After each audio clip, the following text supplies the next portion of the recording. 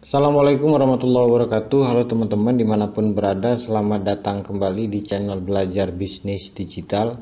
Di video kali ini saya akan membahas apa perbedaan antara fixed spread dengan floating spread atau yang biasa kita sebut dengan spread mengambang. Jadi untuk lebih jelasnya silakan tonton video ini sampai selesai.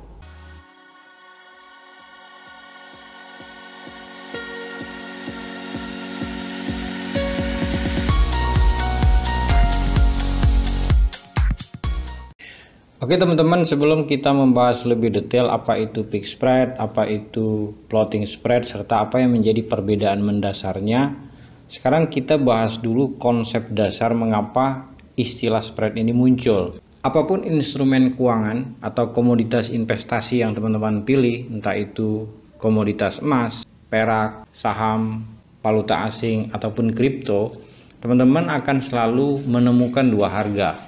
Jadi harga yang pertama ini kita sebut dengan bid atau dalam istilah sederhananya adalah harga jual, sementara harga yang kedua ini yang kita sebut dengan as ataupun harga beli. Nah, selisih antara harga jual dengan harga beli inilah muncul istilah spread atau selisih harga.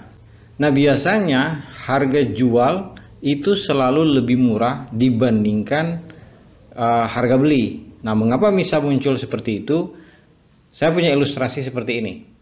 Misalkan Anda membeli 1 gram emas di toko emas harganya 1 juta rupiah. Terus beberapa hari kemudian Anda menjualnya kembali emas yang 1 gram ini harganya hanya 950.000 rupiah. Jadi di sini kelihatan ada selisih 50.000. Pertanyaannya adalah kemana harga 50.000 ini? Harga 50.000 inilah yang menjadi keuntungan toko emas sebagai media perantara transaksi. Ilustrasi transaksi emas ini juga berlaku untuk transaksi forex. Jadi ketika pelaku pasar melakukan transaksi forex, baik itu di perbankan ataupun di pialang, sudah pasti mereka akan menemukan yang dinamakan dengan spread point. Jadi mengapa spread point itu ada? Karena dari spread point inilah bank ataupun pialang mendapatkan keuntungan sebagai fasilitator untuk transaksi valuta asing. Oke teman-teman, konsep spread itu sendiri ada dua. Pertama yang kita sebut dengan fixed spread, yaitu selisih antara harga jual dan harga belinya bersifat tetap. Nah, yang kedua ada floating spread, yaitu selisih antara harga jual dan harga belinya mengambang alias berfluktuasi. Pertanyaannya begini, mengapa spread masing-masing broker atau perusahaan pialang itu relatif berbeda? Latar belakangnya kira-kira begini. Kita sebagai trader ataupun investor retail sudah pasti melakukan transaksinya itu melalui pialang. Karena untuk melakukan transaksi di bursa ataupun di intrabank, satu lotnya itu kan terlalu besar, yaitu kita butuh 100.000 US dollar. Jadi yang kita hadapi itu sebenarnya bukan market real secara langsung, seperti bursa saham yang sifatnya tawar-menawar, melainkan yang kita hadapi itu adalah market maker.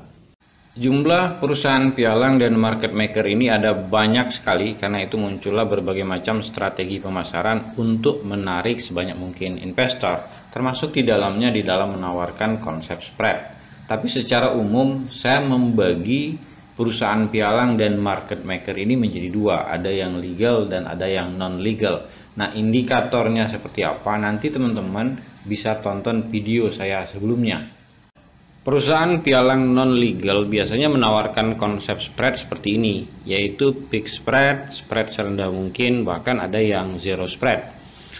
Kalau kita trading dengan nominal kecil mungkin nggak akan terlalu banyak masalah, tapi ketika investasi kita besar dan ada terjadi problem di belakang hari, biasanya media penyelesaiannya agak susah. Saya tidak mengatakan perusahaan non legal itu semuanya negatif, tapi yang teman-teman harus lakukan itu adalah pertimbangkan matang-matang sebelum kita memilih broker non legal tertentu.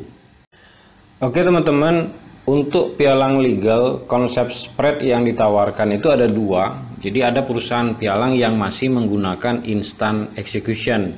Nah, biasanya spread yang mereka tawarkan itu adalah fixed spread, maksudnya spreadnya tetap, tapi dia memberikan spreadnya agak besar. Nah, kelemahan daripada fixed spread ini adalah kadang-kadang terjadi reward, maksudnya belum tentu kita dapat harga ketika kita melakukan transaksi. Tapi kelebihannya ketika kita melakukan locking ya sudah pasti posisi kita aman. Nah, sementara perusahaan pialang yang menerapkan market execution, mereka menerapkan floating spread. Artinya selisih harganya itu bisa berubah-ubah. Memang spreadnya yang diberikan relatif kecil, terus kelebihan selanjutnya sudah pasti kita dapat harga. Jadi setiap kita melakukan transaksi sudah pasti done. Tapi kekurangannya di floating spread ini untuk posisi locking tidak aman, terutama ketika terjadi pelebaran spread. Tapi pelebaran spread ini biasanya terjadi 1 jam sebelum tutupnya market Dow Jones atau 1 jam setelah bukanya market Tokyo. Setelah itu secara bertahap spread akan mulai bergerak normal, dan setelah jam 12 siang spread akan normal seperti biasa. Jadi yang mesti hati-hati itu adalah buat teman-teman yang melakukan posisi locking. Bagaimana dengan GK Invest sendiri? GK Invest itu menerapkan strategi yang kedua, yaitu market execution. Oke teman-teman, saya kira cukup sekian yang berhubungan dengan spread. Semoga ada manfaatnya. Terima kasih. Assalamualaikum warahmatullahi wabarakatuh.